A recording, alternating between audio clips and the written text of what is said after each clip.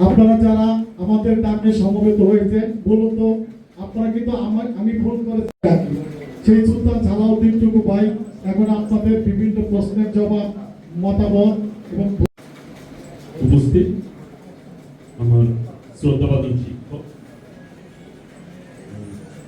বড় ভাই, যার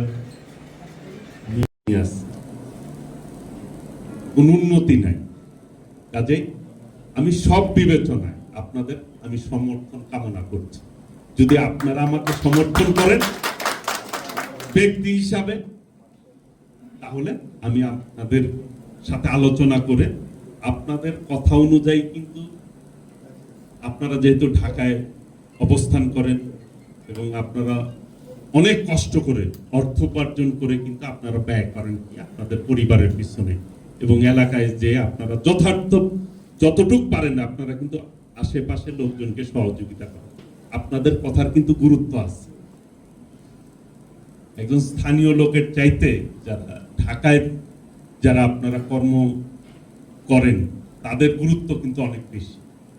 কাজেই সেই অনুযায়ী স্যার বলেছে আপনাদের চাচা, মামা, খালা, ফুফাতো ভাই, মামাতো ভাই, ভাই বাইস্তা যারা আছে, নাতি, অনেকের বয়স্করা যারা আছে, সবাই যদি আমার জন্য চেষ্টা করেন, ইনশাল্লাহ আশা করি যে আপনাদের দোয়া সফল কাম হতে পারবো আশা করি। আর আমি যে দলটা করি, আমাদের আদর্শের জনক শহীদ রাষ্ট্রপতি জিয়াউর রহমান, আমরা একমাত্র দল যারা গর্ব করে বলতে পারি যে বাংলাদেশের জনগণের বিপক্ষে যায় এইরকম কোন পদক্ষেপ বাংলাদেশ জাতীয়তাবাদী দল নেয় নাই। জনগণের সেন্টিমেন্টের বিপক্ষে কখনো যায় না। স্বাধীনতা যুদ্ধের সময় আমাদের নেতা, আমাদের আদর্শের জনক শহীদ রাষ্ট্রপতি জিয়াউর রহমান যখন রাজনৈতিক নেতৃত্ব ব্যর্থ হয়েছে ঘোষণা দিতে, যুদ্ধ সংগঠিত করতে, তখন কিন্তু আমাদের নেতাই শহীদ রাষ্ট্রপতি জিয়াউর রহমান তার পরিবারের কথা চিন্তা না করে দেশপ্রেমে উদ্বুদ্ধ হয়ে তিনি কিন্তু স্বাধীনতার ঘোষণা দিয়ে যুদ্ধ করে বাংলাদেশের নামক এই যে আজকের বাংলাদেশ তিনি প্রতিষ্ঠা করার ক্ষেত্রে মূল ভূমিকা পালন করেছে আমাদের নেতা। কাজেই কেউ কোনোদিন বলতে পারবে না যে বিএনপি স্বাধীনতা বিরোধী দল, এই কথা কিন্তু কেউ বলতে পারবে না। বিএনপি একমাত্র দল বাংলাদেশে, কেউ বলতে পারবে না যে বিএনপি স্বৈরাচার, এইটা কেউ বলতে পারবে? আমাদের নেত্রী, দেশ নেত্রী বেগম খালেদা জিয়া 9 বছর আন্দোলন সংগ্রাম করে আজকে সংসদীয় গণতন্ত্র প্রতিষ্ঠা করেছে দেশ নেত্রী বেগম খালেদা। আমাদের ভারপ্রাপ্ত চেয়ারম্যান দেশ নায়ক তারেক 17 বছর কিন্তু কষ্ট করেছে, দলকে সুসংগঠিত করেছে এবং অন্যায়ের কাছে কিন্তু আপোষ করে নাই।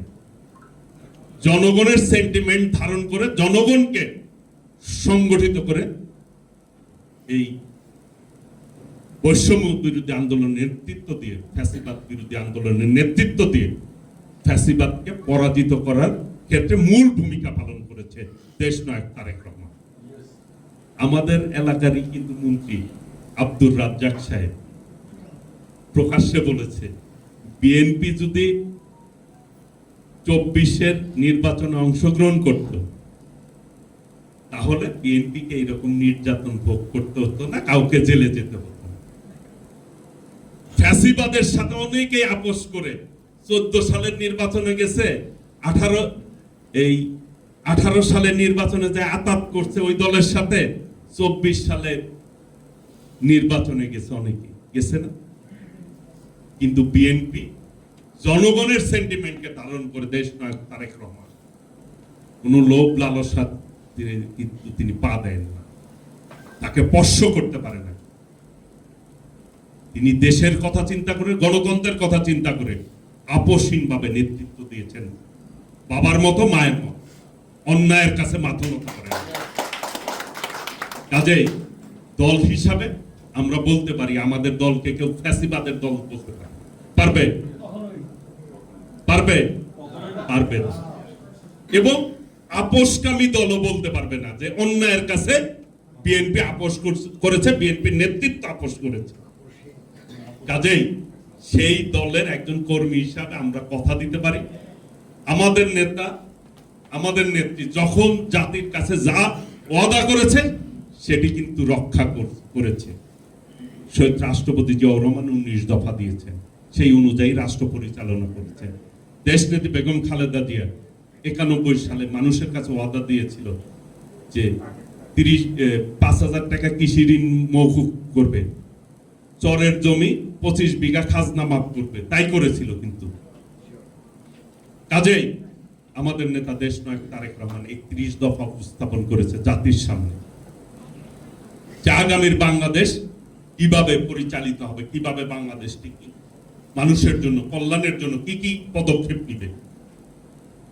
আমাদের আত্মবিশ্বাস রয়েছে দেশনায়ক তারেক রহমান যেটি বলেছে 31 দফা, সেটি তিনি বাস্তবায়ন করবেন। কাজে আমি মনে করি যে আপনারা সকলে মিলে দেশের স্বার্থে এবং টাঙ্গাইলের স্বার্থে আমাদেরকে সহযোগিতা করবেন, আমাকে সহযোগিতা করবেন, এবং আপনারা যদি সহযোগিতা করেন ইনশাল্লাহ আমি আমার পক্ষ থেকে আপনাদের যে কোনো বিপদ আপদে সহযোগিতায় অন্তত আমাকে আপনারা পাশে পাবেন, এই আশাবাদ ব্যক্ত করে অনেকক্ষণ কথা বললাম। ইনশাল্লাহ আবার যদি দেখা হয় কথা বলবো। স্যারের সামনে আমার সরাসরি শিক্ষক, তার সামনে বেশি আর কথা বলবো না, তবে প্রতিশ্রুতি দিতে চাই টাঙ্গাইলে কোনো সন্ত্রাস থাকবে না, আল্লাহর রহমতে কোনো চাঁদাবাজি থাকবে না, এবং সকলে মিলে ভাই ভাই হিসাবে টাঙ্গাইলের যে ঐতিহ্য, সেই ঐতিহ্য ইনশাল্লাহ পুনরুদ্ধার করব এবং নিরাপদ টাঙ্গাইল করব সকলের জন্য, এই আশাবাদ ব্যক্ত করে সকলকে